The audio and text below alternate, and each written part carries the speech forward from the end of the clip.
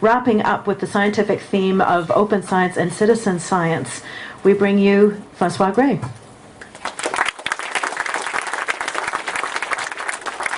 Thank you very much, Margaret. Thank you all. It's wonderful to be here. I really came when I saw Bletchley Park. I thought, I have to go to Bletchley Park. That's too exciting. And I just went on the tour this morning, and it blew my mind. Just seeing the dedication of people to spend years, I mean like decades, rebuilding these fabulous machines is amazing. And I think that has something to do with what I want to talk to you about, which is about citizens doing science, people doing science out of a passion for science, not just because they're paid, and what that could mean for a more open science in this world. So, as Margaret mentioned, I coordinate something called the Citizen Cyber Science Center, which is a collaboration between CERN, the Particle Physics Lab in Geneva, the UN Institute of Training and Research, and the University of Geneva. Actually, the center is like the very small corner of an office at CERN, that's all, but we have a nice logo. So what we're about, actually, is about promoting citizen science in developing regions of the world. I'll get back to that in a moment. What I'd like to say, though, is I think we've got all a good idea from Ariel's opening keynote, from those of you who were at Muke's talk, and I think some of the other talks. We all know what citizen science is, more or less. But what is this thing, open science? Whoops. So there's two aspects of open science. One is technology, open access to scientific information, open source and open data, and notions of collective intelligence, networked collaboration. So these are concepts, technological concepts that the internet has enabled. But being here at Bletchley Park, I had put up this quote. I'm not sure if you can read it.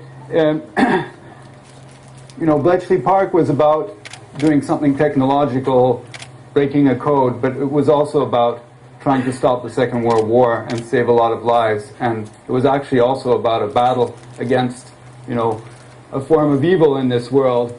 And at the same time that people were doing this here at Bletchley Park, there was a young philosopher in New Zealand, Karl Popper, writing a book that would turn out to be extremely influential called The Open Society and Its Enemies.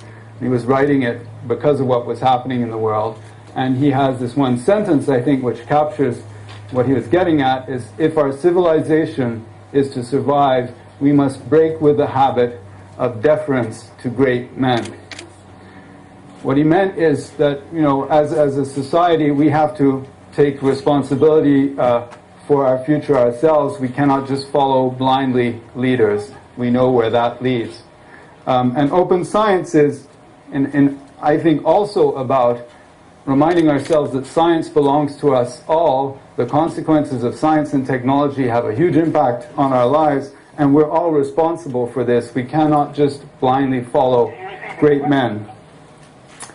So from that, I want to move forward to CERN.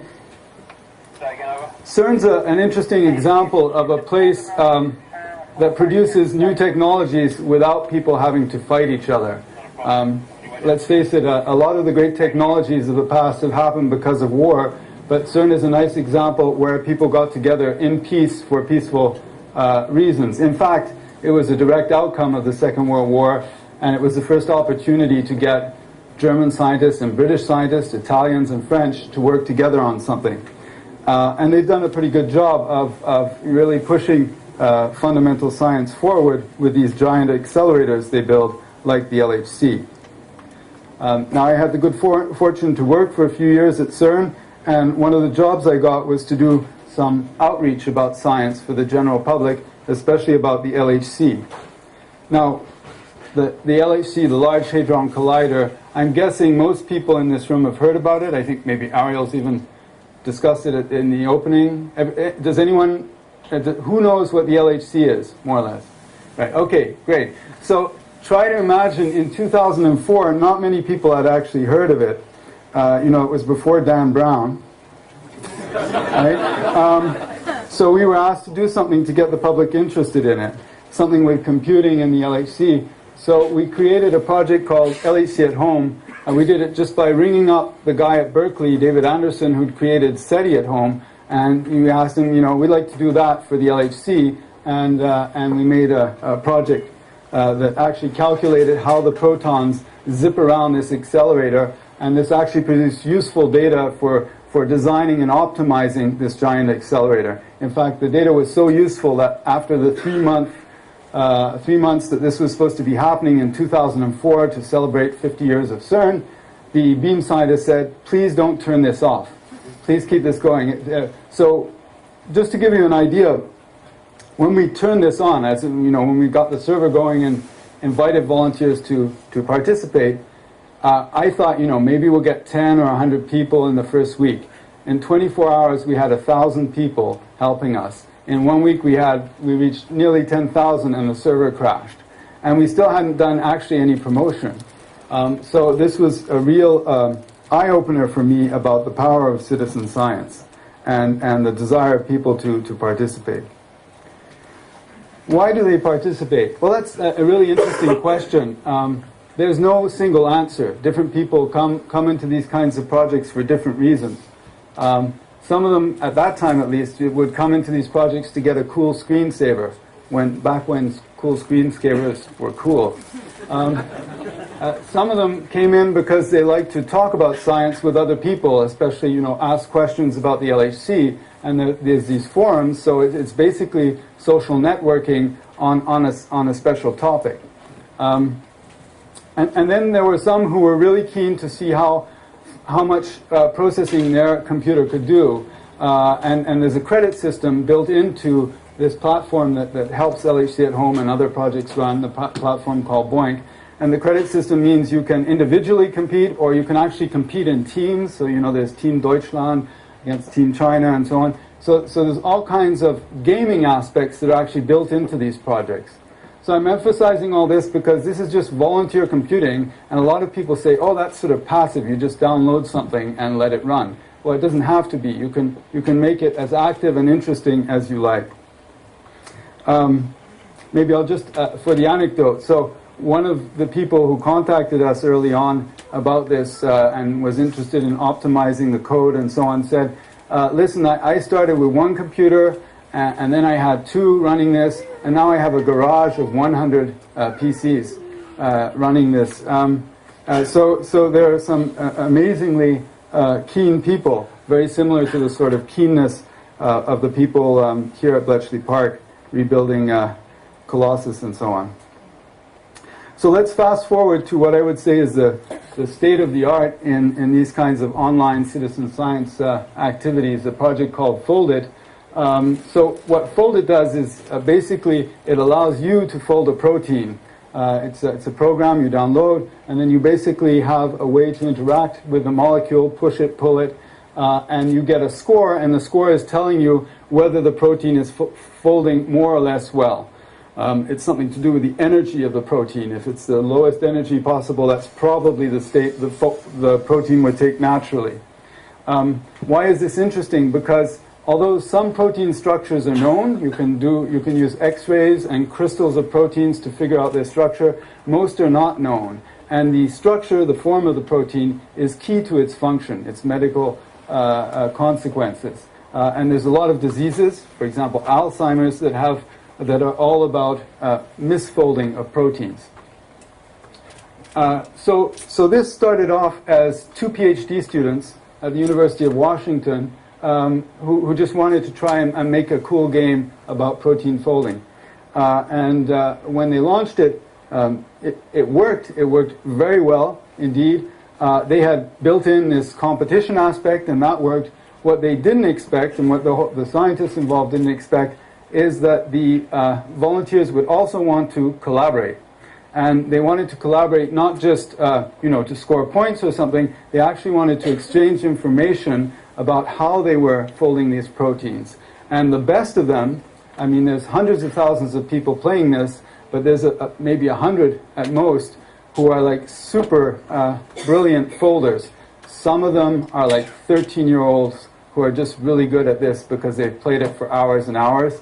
Some of them are retired people who've really got interested in protein folding. Anyway, these experts started to exchange information on the strategies they use for folding proteins. And this led to them finding out totally new strategies for folding proteins. And in fact, now the computer programs that try to fold proteins are being inspired by algorithms based on those strategies. So what you have here is a project sort of being taken by the citizens, by the volunteers, and pushed in a completely new direction. The citizens are setting the scientific agenda. Okay? Now, for the scientists, that's great, and if you do that, you can get your name, or at least your recognition, on a paper in the esteemed journal Nature. You know, for a scientist, getting into Nature is just, it's just wonderful, but it's not necessarily your dream if you're just a citizen. And I'll come back to that issue. What recognition should we give citizens for their contributions that would stimulate even more people to contribute to science on the web in new ways? Okay, so I've talked about volunteer computing quite a lot, but there's only about 2 billion computers on the planet. There's now about 5 billion mobile phones. A large number of them increasingly are smartphones that can do a lot of science. Basically, you've heard a lot of, I think, several talks today and yesterday about use of these things as smart sensors. And then we have the 7 billion plus people on the planet, more and more of them connected by the internet, who can do a great deal of thinking about data, what I call volunteer thinking.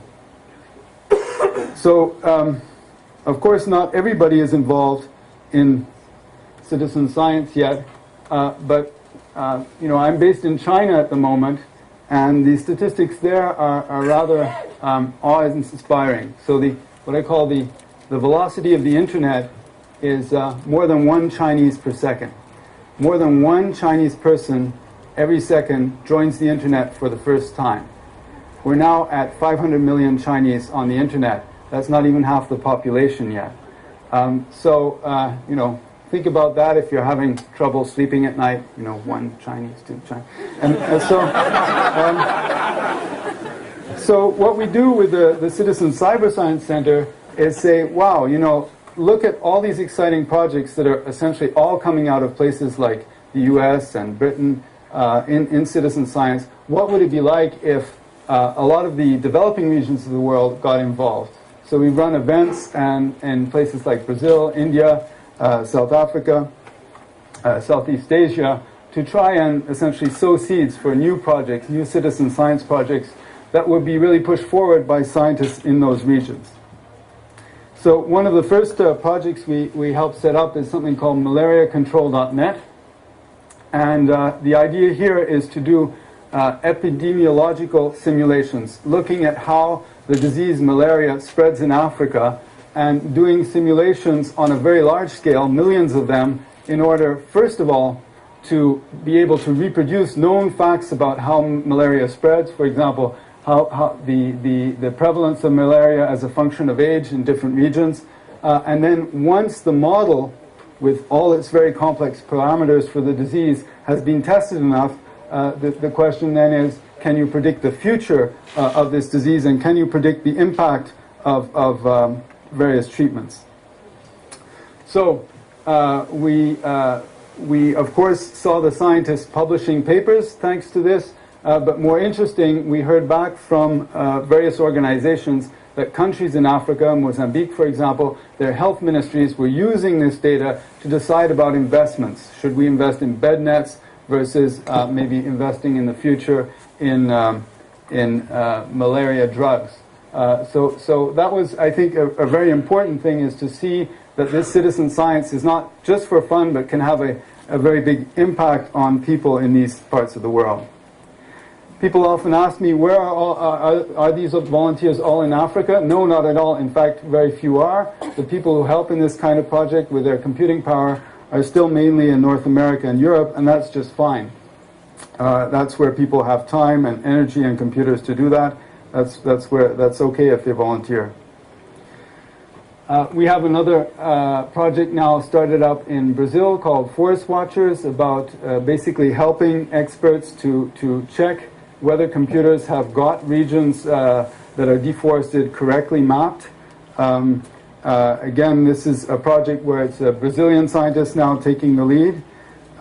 We have a project in Southeast Asia. This is a collaboration with a group in Stanford which developed this technology called Quake Capture Network, where basically you can measure earthquakes by setting up networks of sensors connected by the internet in people's homes. And this map you see at the bottom is actually the pattern that was of these detectors in Christchurch in New Zealand, and they measured in great detail the second earthquake that hit Christchurch and gave a much deeper understanding of what was going on there. Now, what we're interested in doing is getting this into countries like the Philippines and Indonesia, which don't have a very strong national infrastructure for monitoring earthquakes. So we think that this is a case where citizen science can actually be not just of scientific interest, but can provide new infrastructures for the country. Okay, then in China, we've been working, this is a collaboration with IBM, on modeling new types of filters for filtering water. These are filters based on nanotubes. So nanotubes are very small, a thousandth of a millimeter sized tubes made out of carbon. And it turns out that water, of course, if you try to push water through, they are very good filters. The problem is they're so narrow that normally you would have to apply a huge amount of pressure to get water to move through them. But it seems that under certain conditions, in fact, water can flow very easily through them. And it works experimentally, but nobody understands why. So we're doing these very large-scale simulations to understand what is it about these tubes that is allowing water to flow essentially much more easily than hydrodynamics suggest it should. And if we can do that, we can maybe make even cheaper and easier to use water filters. Now, in all these places, we've run hackfests, similar, though smaller in scale to what you guys have been doing. You can't see too well here on the screen, but we had lots of people involved in these, and I'll come in a second to an example of a new project that Chinese researchers are developing now because of this particular hackfest. But I might just give one anecdote about one of the people participating in this. A young Chinese woman, Wang Hong. She was neither a programmer nor a scientist, just enthusiastic about the idea of science and participation in science on the web. And we were asking them, what can we give back to the citizens who do this? Do they want a T-shirt? Do they want, a baseball cap? And she said, it would be really great if we could send a suggestion for some new science to the scientists. It would be great if we could give them an idea for something they might do. She was very humble. She said, I know that we might not have great ideas, but just the idea that you would consider our suggestion would be like a big prize.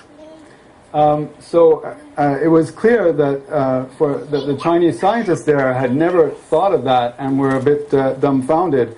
And we're now trying to set up so that we can, in fact, funnel such ideas and reward people in that way, essentially bringing citizens to the table of science. Is it 5 minutes? Right. Okay. Well, I won't go into too much detail then. Here's a project that was set up from that Hackfest. So some developers, some scientists, they wanted to measure how TB spreads in institutions like universities or big companies. That is, how it spreads from person to person. And they realized that a good proxy for that is Bluetooth connectivity between phones. So they're getting people in big Chinese universities or companies to turn on their Bluetooth all the time and then tracking when people are in close proximity to each other and building up graphs of how people are interacting, the time over which they interact, the distance, and so on. It's turning out to give them much deeper insight into how a disease like tuberculosis would spread on this kind of micro scale. It turns out that science doesn't have the tools to measure that up to now. Okay, So I'm going to wrap up now by saying a few words about what I like to call the myths of citizen science. So I spend a lot of time going around trying to convince more scientists to get involved in this type of science, and I get a lot of pushback. And it comes in several forms. A typical one is it doesn't produce real science. This is patently not true. There's a lot of papers that have come out of these projects. I showed you a Nature paper. It's not an oddity. There's very high quality science coming out of the collaboration of citizens with scientists, and we need to get that message across more widely to the scientific community. Then there's those who say, well, that's all very well, but it doesn't work for my science. My science is somehow not going to be helped by participation of citizens. That may be true, but it's quite surprising how many types of science can benefit from citizen participation. After all, if the LHC, an extremely complex instrument for a type of physics that very few people really even understand, can benefit from citizen participation, there's very few things I think that can't. Then there's this argument I get sometimes, which always makes me wonder. Nobody will be interested in my science, so why are you doing it? So that's an awkward one, but some people think their area of expertise is too specialized. My reaction to that is, you'd be surprised on the internet. You can always find somebody who thinks what you're doing is neat. Okay, here's the one that's often a killer. You can't trust the results from volunteers. Well, that's not true. There are statistical means, and in fact they're used in most of the projects, to compare results from independent people and make sure that nobody is sending back either inadvertently or on purpose bad results. So that can be overcome by just good statistics. It's energetically hugely wasteful. No, if you do the calculation, this kind of distributed computing is much cheaper than running a large computing center or a supercomputer, where, by the way, you have to spend about half your energy budget just keeping the machines cool. So I won't go into detail there, but I think it's actually a big winner for the future of volunteer computing.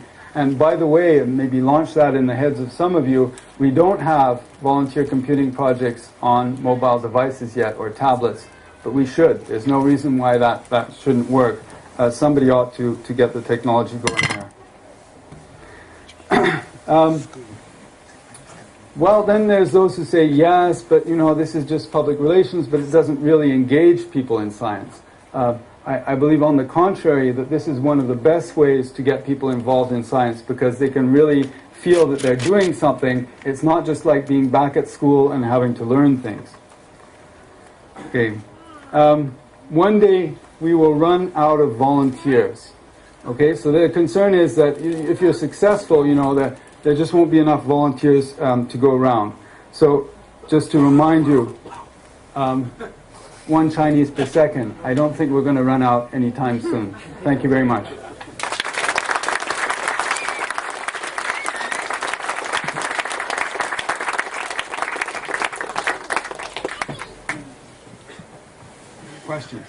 Questions? There's time for a couple of questions. Yeah. Some questions?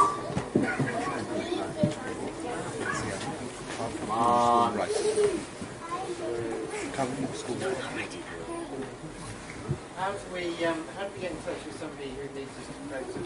How do we know what projects need help? Oh, well, I think there's a lot of great sites for that. I think, Ariel, if for example you're interested in space science, there's a lot of examples of space projects on the Space Hacks page, right? Spacehack.org. You can also go to somewhere like this platform called Boink. So this is BOINC. If you Google this, they have a whole bunch of volunteer computing projects. You can find other lists on the web. Mookie.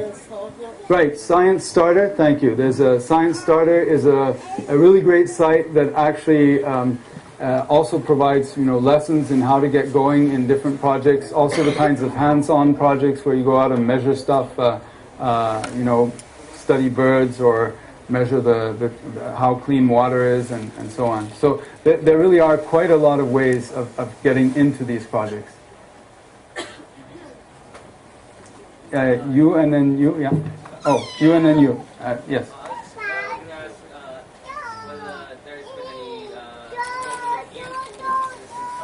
Right. Right. So the question was, is there involvement of youth in citizen science? Very much so. For example, this Science Starter is also focusing on schools and getting teachers involved so that they can help kids get involved. And as I mentioned, some of the most advanced projects like Fold-It, protein folding, actually have the support of very talented 11 and 13-year-olds who turns out are just as skilled as anyone else in helping. Yes, you? And So it used to be the case that open data was something that was all done voluntarily, but now if you write a proposal, it's mandatory that in many cases that your data has to be open. So the question is, for the future, how do you see something like science, citizen science being written into proposals as an outreach and a mandatory science policy that can have a trickle-down effect from the top up, right. the top down? So the question is about how citizen science might become more of a mandatory thing to make sure, for example, that data produced this way is stored openly. So thank you for the question. And in fact, with some of the people here, Margaret and Muki, we just got support from the EU for a project called Citizen Cyber Lab, which is all about thinking about these issues. How are we going to get people to, first of all, citizens to learn and be creative in these projects, but it also touches on the issue of how these projects will generate open data that other scientists can reuse. So creating open platforms for these projects so it's very easy to use and reuse them for different scientific purposes. And then I might add that actually a colleague of mine was at a big EU meeting about their future funding and they are seriously contemplating that any science project in future should have a citizen science component in it. So that would be I would say a top-down solution. So who do we lobby for? Your Euro parliamentarian, for example. It's a good question. I don't know who you go to at the moment to lobby for that, but it's clearly it would be a useful thing to do. Yeah.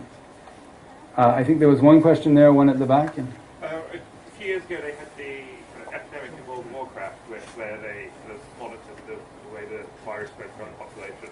That was an accident, so I understand it. Has there been any attempts to say, actually, now we can do that? Is there anyone trying to go to these large online games and do science that way? Yeah, actually, so that's, you could say, accidental citizen science, where citizens are doing something and actually generating data that has a deep scientific content. There's a project called Where's George? George is in George Washington, where people just track where dollar bills. They put in, the dollar bill serial number and their postcode, and then you can go and try and find if someone had the same dollar bill as you. And if you think that's a weird American thing, there's one called Where's Lizzie? You can guess, in honor of somebody who's having a big party this weekend. And those projects were not made for science. They were made for the fun of tracking money, but scientists went in and discovered that this was actually a wonderful proxy also for how diseases spread. Yeah. So this is also possible. Yes? Do you think citizens are apt to judge funding for science and playing a more democratic part in determining the direction of science?